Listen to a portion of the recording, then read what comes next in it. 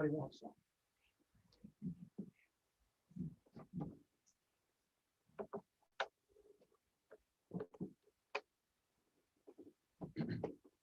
When we think about what the Course of Miracles teaches us, we soon come to the understanding that our beliefs are of paramount importance. And so I want to focus, first of all, this morning on your beliefs about yourself. And what kind of beliefs are they? Well, the one that you're encouraged to have is that you are a perfect being. But that perfection has nothing to do with your body or your personality. But you are a perfect being of light. You are created that way by God. And it can't be changed whether you want it to be changed or not. It's just not a possibility.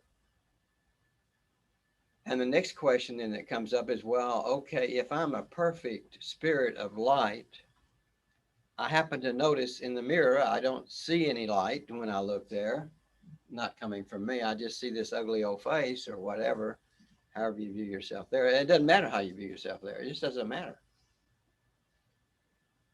Pretty or not, it doesn't make any difference. But it does matter that you see yourself as perfect. A perfect child of God, a perfect son of God. Doesn't matter which word you want to use there. Now, you say, well, I can say that, but it doesn't feel right. It's because you do not believe it. and so let's think a little bit more about this.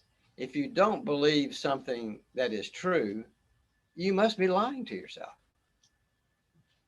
in some way or other. So why are you attracted to lying anyhow? You know, what's so great about that? Well, it turns out, as we all know, that the very fact that we're here means we signed up for self-deception. We decided that we wanted to deceive ourselves. I think of the fact that our president thinks elections are rigged. The courts don't, but he does. But he is right in a way. The election to come here is rigged. It is rigged so that you will believe you are here. In reality, it's rigged so that you will believe you're a body, and you're just not. The whole thing, his vision is not large enough. It's too small. It's not just, it has nothing to do with legs. It has to do with being here. It is rigged because you deceive yourself. You're not seeing what is true.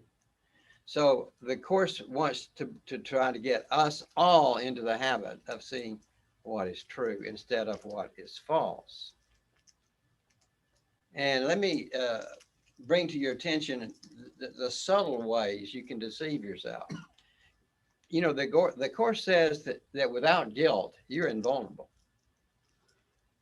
Your guiltlessness is your invulnerability. You just don't believe in your guiltlessness. And you say, well, I don't go around telling myself I'm guilty, I'm guilty, I'm guilty. Okay, maybe you don't, but let me ask you this. How many regrets do you have in your life? Get a piece of paper and write them down and list them. That's all guilt. That's what that is. If you're guiltless, you have no regrets, none. If you think you do have regrets, write them down and get your mind to a place where you can, in a believable way, exit out because it's not true. Why hold on to lies? Do you really? You can undo the rigging. Okay. Aren't boats, don't boats have rigging? Isn't that a word for sailing? I have no idea what it means. I just think of a bunch of ropes tied up to keeping the sails in place or something. What is rigging? That's it. That's an umbrella word for lines and pulleys and sails and masts and Okay, so they won't blow in the wind, or so they can, or you can make the decision which way you want it. so it Yeah. works. So it works. Okay. Well, the mental rigging that we need here is one that is free of guilt. So check your mind for anything that you regret. And you say, well, okay, but if I'd done this, it would have been better. No, it would not have. Whatever you are perfect, no matter what you did. It doesn't matter. Perfection is not about what you do. It's a matter of not accepting as true the mind state that was behind what you did. Now, you might say, well, I do have regrets and I'm going to hold on to them, by George. I like my regrets. Well, hey, who am I to argue? If you want them, you get to keep them. You know what that author about illusions. If you fight for your illusions, you get to keep them. Uh, but there is no way you can change your perfection because it's not in the body. You can change the body and what it does, of course. I'm not saying that the body is perfect. So you could go back over your regrets and understand that you are saying that you could have done it better. No, that's not necessary. The Course never asks you to correct your actions. It asks you to correct your way of thinking about them. And you can do that whether those actions are present actions or ones you did 5 or 6 years ago. Again, you might say, well, I want to hold on to my regrets because I wanted a really happy childhood and I didn't have one and I regret that I didn't. That's your choice. You don't have to do that. There is another way. There is always another way. There's not always a way to redo an action. If you happen to knock somebody senseless and they can't speak for in a coherent way for the rest of their life, how can you undo that unless there was a medical way? You know, you can't change actions. You can necessarily, but you can always change your thoughts, always. And the thoughts that matter are the ones you choose now. They're not the ones you chose yesterday. Now, a regret also insists that the past is real, by the way. You know, regrets are about the past. And the Course says the past you remember, it doesn't exist. Where is it? Show it to me, please. The old Model T Ford that, well, that would probably your great grandfather had that one, but at any rate, that older car that you used to have, what older car? I don't see it. Where is it? If it's in the past, it's not here. And right now, the Course tells you that your life is really with God right now. That is the truth about your life. And uh, in fact, it says there is no life outside of heaven. Life outside of heaven is an illusion. It is either an illusion of life or of death. So what I always say in my mind about that is that my only life is with God. But I am thankful for the illusion of life instead of an illusion of death that I have here. And so I'm thankful that I don't have to hold on to the past or its problems. If there's anything that is bothering me, I have the power with the Holy Spirit's help to change that. The subject doesn't matter. You know, like the world wants to divide things up into degrees of difficulty and seriousness and all of that. And the Course doesn't. It just simply says it's either true or it's not. If it's not true, we don't have to worry about how not true it is. Is it 10 levels of not trueness or just three? Who cares? One decision is not true. Holds for all just as easily as another. Now, that doesn't mean that on a daily basis or in our present that it's just as good to do a negative act as a negative thought. That's misleading. If I have a negative thought about you, I used to think you were a good guy or gal, but now I'm just not sure. Okay, a negative thought of some sort.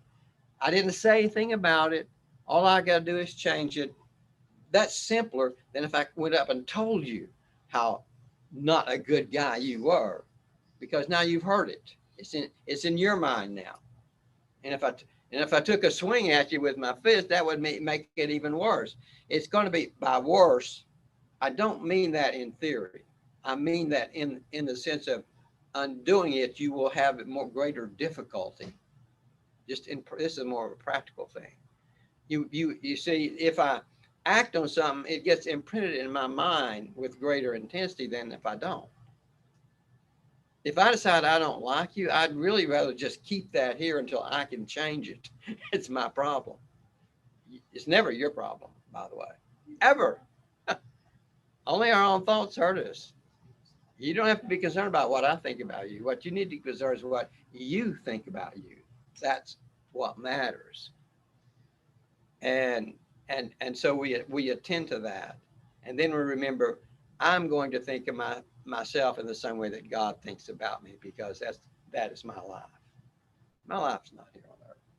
That doesn't mean I'm not living and breathing in the usual sense of the word. It just that means I'm not seeking for my completion here. I'm not seeking for my fulfillment here. Fulfillment to me means fullness. You want to be full. Well, if you have a lot of barriers and blocks in your mind, the Course says that we do, and they block our expressions of love and our reception of it, for that matter.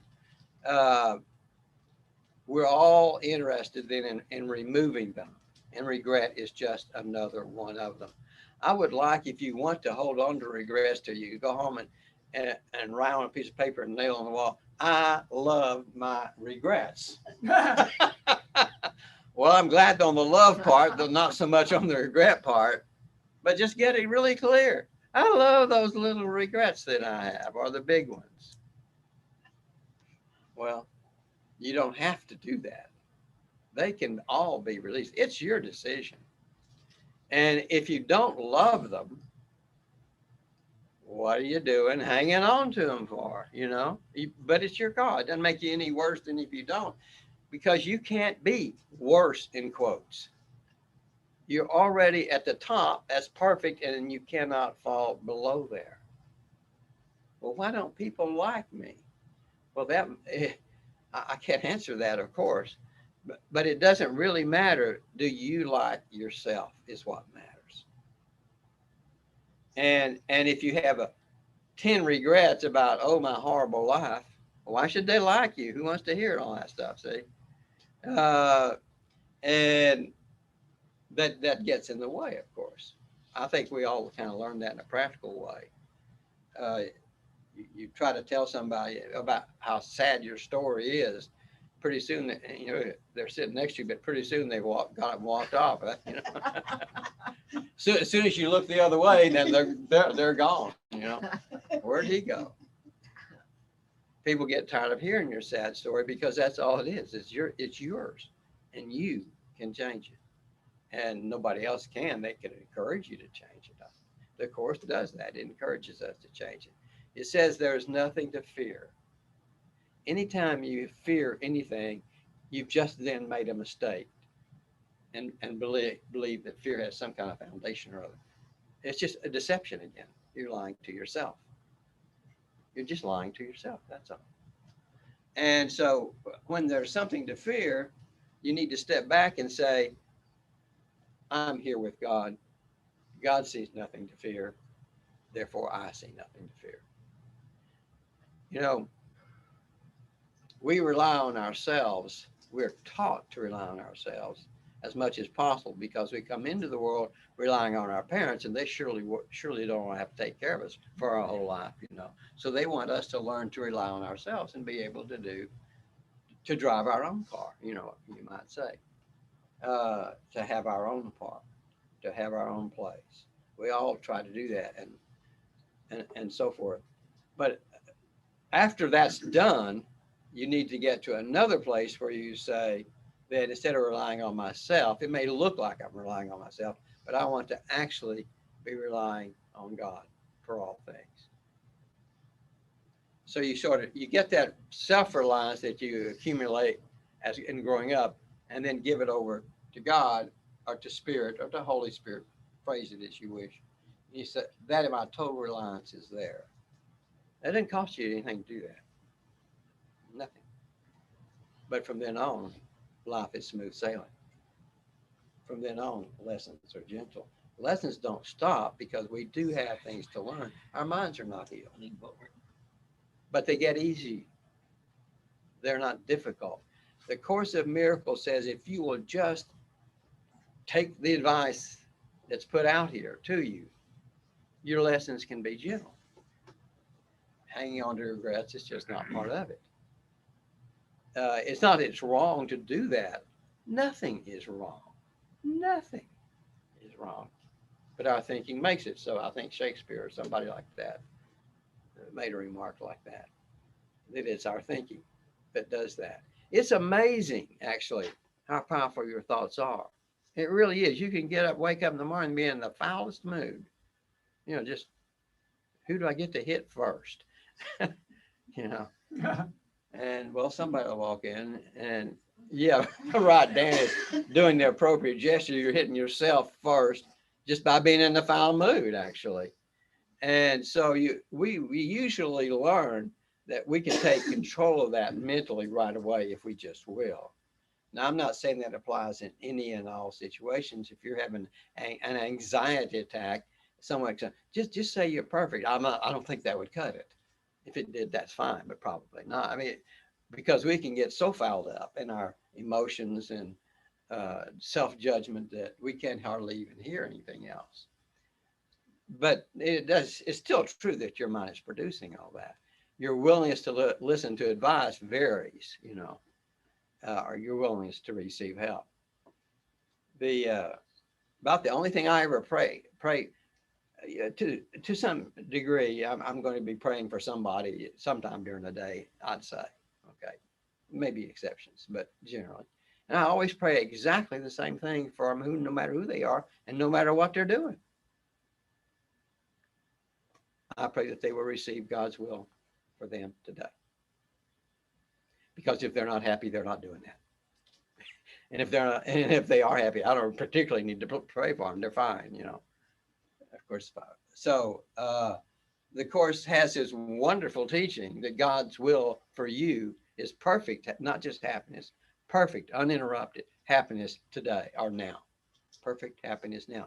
How can that be beaten? It's not clear to me. Well, so, and it applies in any and all situations. It's just, so I just say the same prayer that you can receive God's will. If you're not receiving it, you're blocking it. And therefore, that's why the Course focuses on all the different ways that we block that. And as Stephen commented in the brochure that we were handed out here, anger is a big block of that. If you're angry, you're not with God. Forget that. You're with the ego. Is that a sin? There is no such thing as sin. If you want to do that, hey, go for it. I'm just saying it's not happy. You like to be unhappy? You go for well, something. I don't understand you. Nobody really likes to be unhappy. We all want to be happy.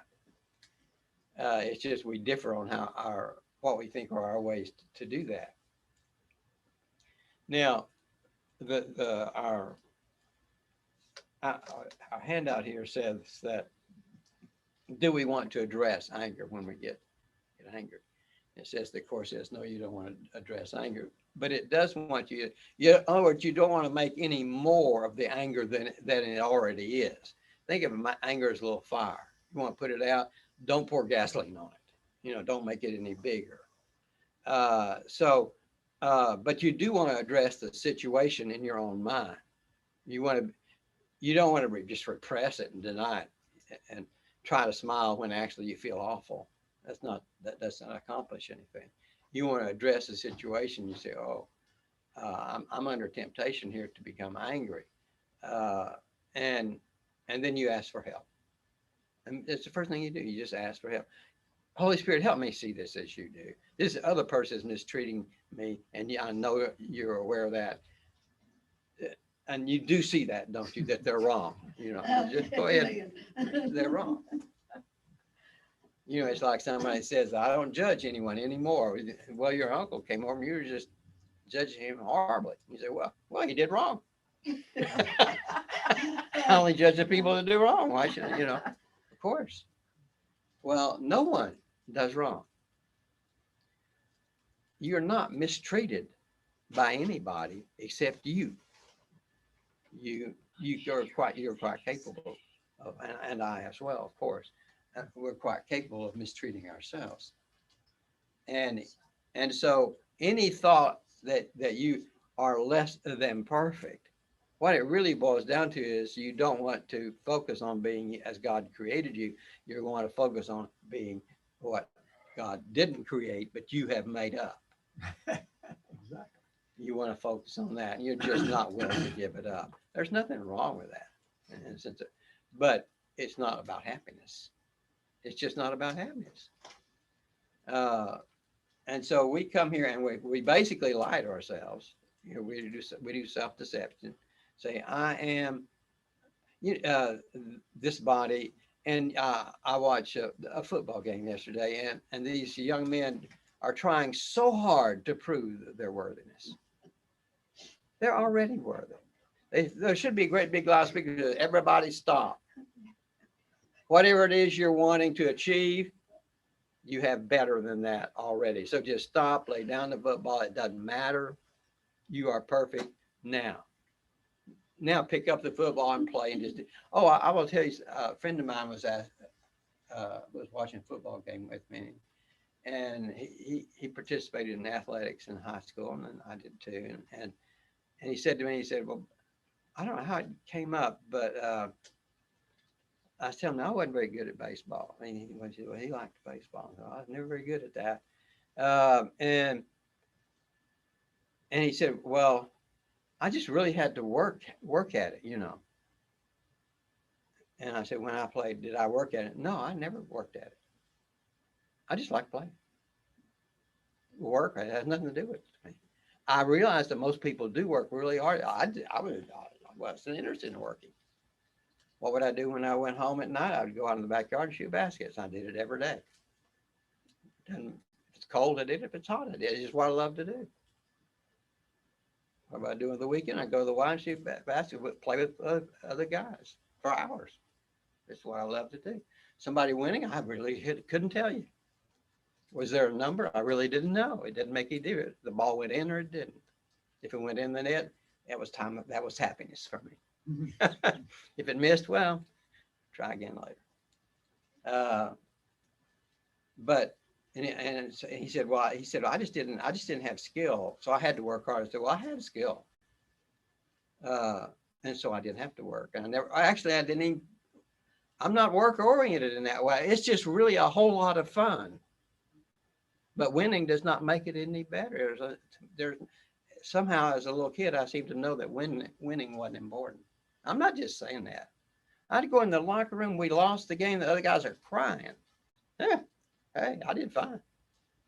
It did not concern me that we didn't lose, that we lost the game. It just did not concern me.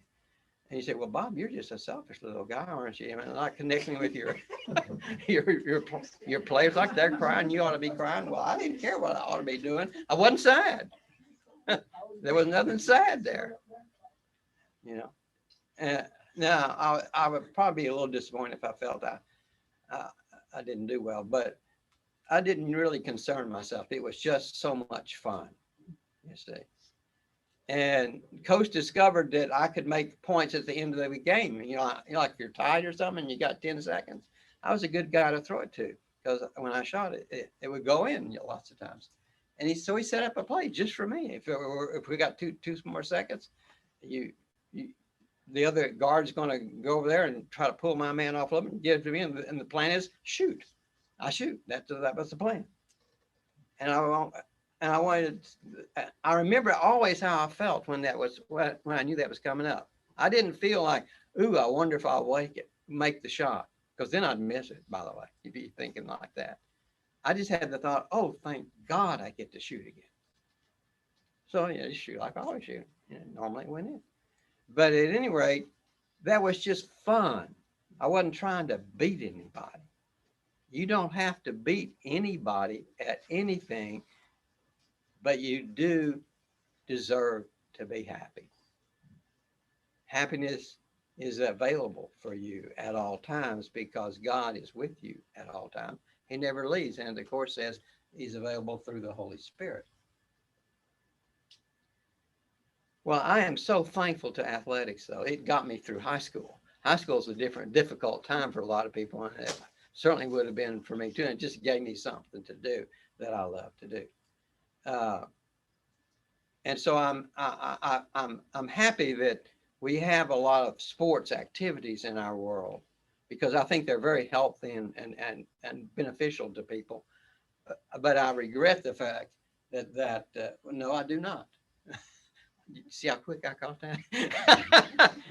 There is nothing you need to regret ever. It's easy to catch it when it's not a serious matter. Yeah. What you're talking about to me is an incredible affirmation that people should follow what they love doing. Oh, yeah.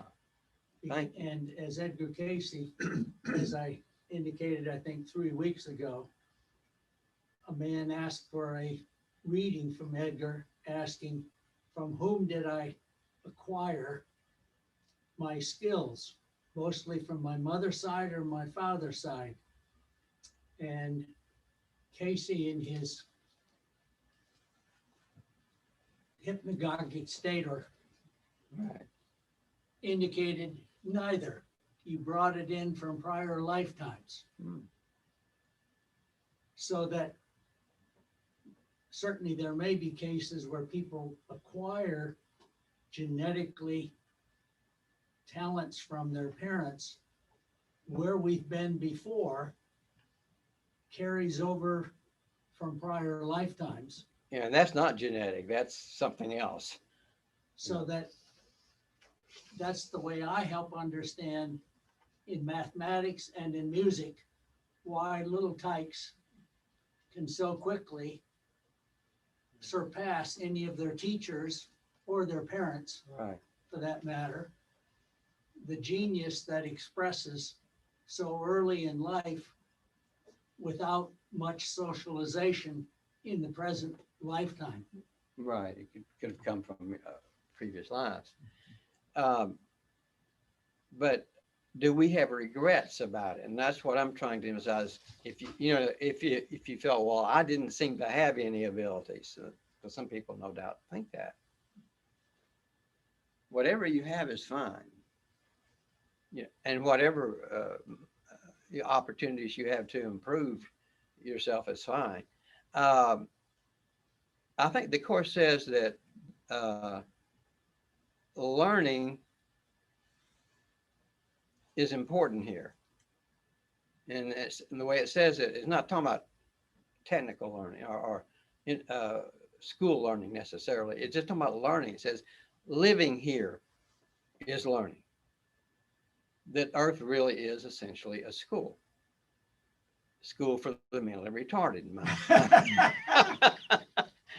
my opinion, because the Course teaches that. It says we're insane. We have a mental problem. We're insane.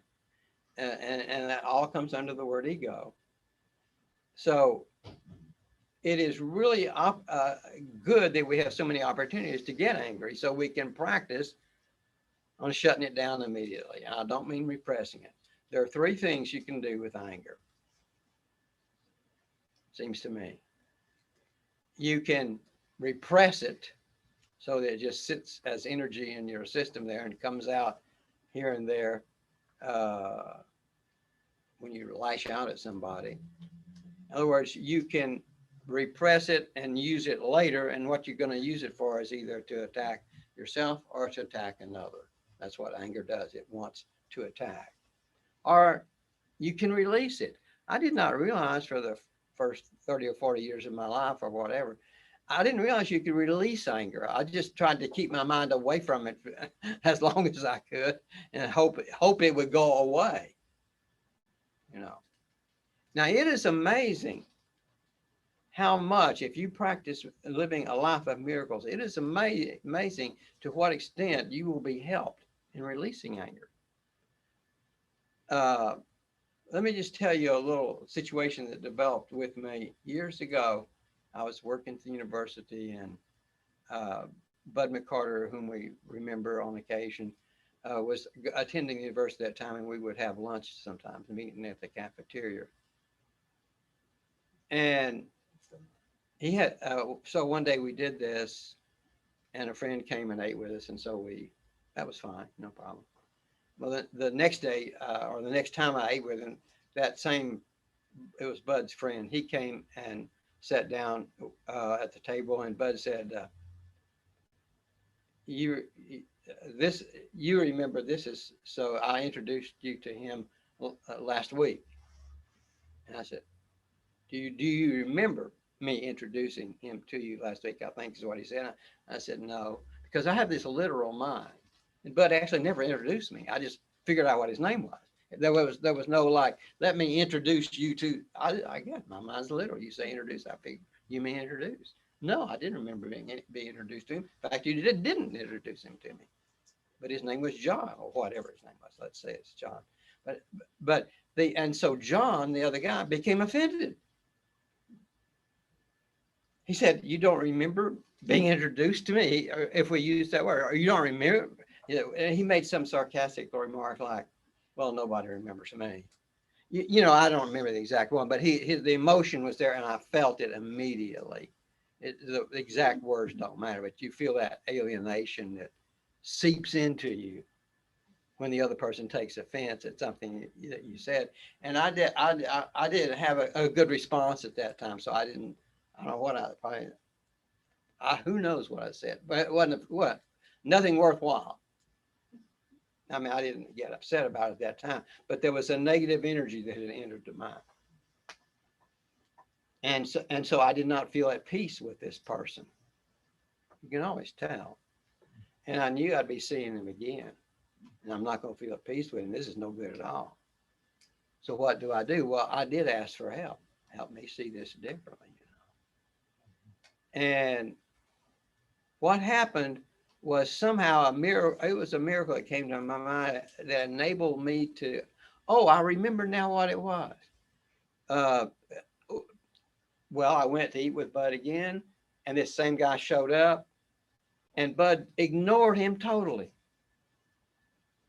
He was talking to me, and more like, I don't be bothered here. I'm talking to Bob, blah, blah, blah, blah, blah. And then that was sort of a gift in a way, because that guy was just ignored totally. And I kind of felt sorry for him in a certain, any hint of a positive feeling that I could have for him, I would be grateful for. Because when you're alienated, you don't tend to have positive feelings. You have negative feelings toward the other person. So the fact that I had this little piece of positive feeling for that guy saved the whole situation for me. I just focused on that. And I started to be able to see this other person then as he truly was, which is a child of God, instead of as a person who's alienated from me. And as soon as I did that, the very next day, I went to lunch and got my lunch plate and walked off. And there was that one guy, not Bud, but that guy sitting there waiting for me.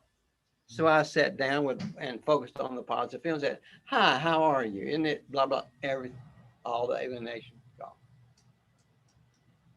But he wasn't sitting there waiting for me until I was ready. This is all arranged. It's not an accident.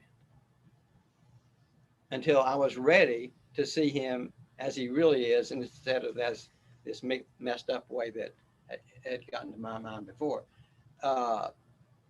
Alienation don't ever live with alienation. Oh my God, it's such an awful feeling. if you experience it, I mean, get on it immediately with the Holy Spirit's help and say, we got to do something about this. Help me to see this differently. And the Holy Spirit will help you. And if it requires moving pegs and pieces around in your life, he'll move them. See, and that's what he did. I came off that line with my lunch plate, and there that guy was sitting in a table for two, waiting for me to sit down. Of course, he didn't know any of that, but I did. I knew I had a sliver of positive feeling. That's enough to go on. I can sit there and smile without, just being a liar in terms of what I was thinking. I could do that genuinely. It could be a genuine smile. And then all was well. It always works. But you must ask for help, and there may be a period of preparation that's necessary. So anger, you don't want to address the anger itself. That just makes it bigger. But you have to address the situation if that energy has gotten into you. Now, what I do now, try to do now, is to address it right at first, when it first happens. Either you do or you don't, you never know. But, and to recognize that there's an energy there that I don't want in my mind. And I'm going to speak out immediately and address the energy. To say, well, you may feel that way, but that's not the way I feel. You may feel like I didn't recognize you appropriately, but I don't feel that way. I'm glad to be here with you, whatever. See, and you can just make it go away immediately. You can ask the Holy Spirit for help in that way too. That's why our relationships are our greatest teachers. They really are. They are our greatest teachers. So don't just ignore them. And there is no need to have any regret about any relationship in your life at all. Nothing is out of whack here. It's all arranged. The Holy Spirit sees to it. It's arranged. It's taken care of. But there's nothing that you have to have from somebody else. If you think there is, you're setting yourself up for a problem. There's nothing you have to have because you are perfect. God created you perfect. That's how you're always going to be. You're perfect. Thank you, Bob.